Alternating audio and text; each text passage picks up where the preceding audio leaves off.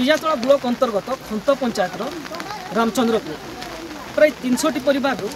1500 जन ये भोटर अच्छा दीर्घ दिन जो दाबी रही पूरण है जिला प्रशासन को बारंबार लिखित अभियोग पर भी शुणी ना तेज आज एक प्रकार समस्त गाँ लोक ये रुंड होती गोटे सभा आयोजन कर आगामी साधारण निर्वाचन जो आसूसी भोट वर्जन कर तो चलतु सीधा सर प्रतिक्रिया नहीं जावा से कौन सब समस्या रही है आज कौन से भोट वर्जन निष्पत्ति आज्ञा मो ना सुनील कुमार हांसदा मु 11 मुखिया भी आम गाँव असुविधा होसी आम दीर्घ 27-28 वर्ष है आम राजस्व ग्राम सरकार पाखे बहुत धान धपड़ कर नवेदन करुँ गोटे स्वतंत्र राजस्व ग्राम मान्यता देवाई हेले सरकार ए पर्यंत किसी आम कथा शुणी ना जो आमर पैकेज आसूसी ब्लॉक स्तर जो सरकार दौरान आम ताहार अल्प परिमाण मात्र आमको में जहाँ समुद्र को संख्या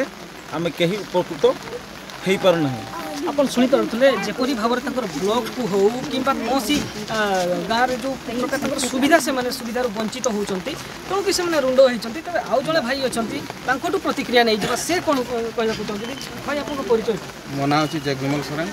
आज ग्रामवासी गोटे 8 दफा दाबी नहीं आज ये एकत्रित होमर मूल दाबी हूँ राजस्व ग्रामर मान्यता ना से आज आम गाँव में बहुत किसी असुविधा अच्छी ये जितकी भी सरकार आड़ योजना आसूसी 5T योजना हो कि रास्ता हो कि पीवा पानी हो सबुथ आमको अवहेला करा मूल जिनस आम साही अच्छे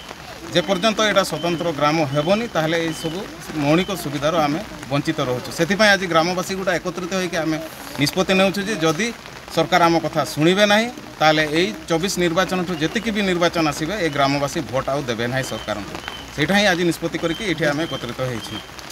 भाई आप नमस्कार मो नाम है मदन टुडू मु ए रामचंद्रपुर साहिर बासिंदा एवं आम आज ये आम एकत्रित होइछु आम दीर्घ दिन ये रामचंद्रपुर साही को स्वतंत्र राजस्व ग्राम मान्यता पाइबा आम सरकार पाखे लिखित आकार जड़े आसुले एवं सुधा से संपूर्ण हो पारि ना तेणु ये गाँ बहुत किसी असुविधार सम्मुखीन होगा पड़ुछि जोटा कि वसुधा जल है कि आमर 5T योजना है जी भी सरकार ये अच्छी मान ये गाँव मौलिक अधिकार से मौलिक अधिकार ये गाँव पाई पारु ना आप शुणिपे कि भाव से मौलिक अधिकार वंचित होती प्रकार कहवाक गले वसुधा योजना कहवा कि 5T अंतर्गत जो सब सुविधा गाँ गुड़ी को मिलवा कथा सरकार दिलीप पिटुंट गाँ गुड़ी को जो सब सुविधा मिलूँ कि से सुविधार से संपूर्ण वंचित होती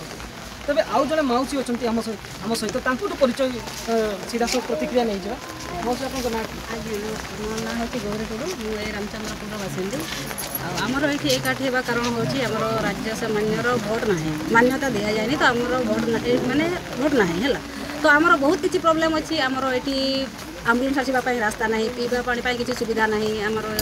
स्कूल अच्छी किंतु टीचर ना अंगनवाड़ी अच्छी किंतु भांगी जाए पिला स्कूल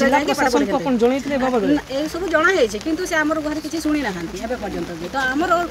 सब बड़े आम निष्पत्ति नौ आम सरकार आगे आम किसी न शुणती ताहले आम आगे भोट देवुनि आम 2024 जो भोटा आसूँ आम बिल्कुल देवुनि आप शुणिपे बारंबार प्रतिश्रुति दौरान जो भोट आसवा समय किंतु से प्रतिश्रुति एक प्रकार देखा गले खाँ तेणु कि एक प्रकार निष्पत्ति नहीं भोट वर्जन करेंगे आउ जो मौसी अच्छा आम प्रतिक्रिया नहीं जावा मौसी कौन नाटा आप कहीं आप भोट वर्जन करेंगे श्रीमती महंत रामचंद्र साहिर बासिंदा आम कहीं भोट देवु ना माने आमर तो गाँव मान्यता दि जाए ना रामचंद्रपुर गाँव से आम भावुँ वर्ष 2024 आम भोट वर्जन करूँ आप शुणिपे कि भाव में स्वतंत्र राजस्व ग्राम मान्यता खोजती जेहेतु ये 300 परिवार 1500 भोटर अच्छा तेज केवे एम समस्या दूर हम ताही देखा अपेक्षा रायरंगपुर जसवंत बारिक रिपोर्ट OTV।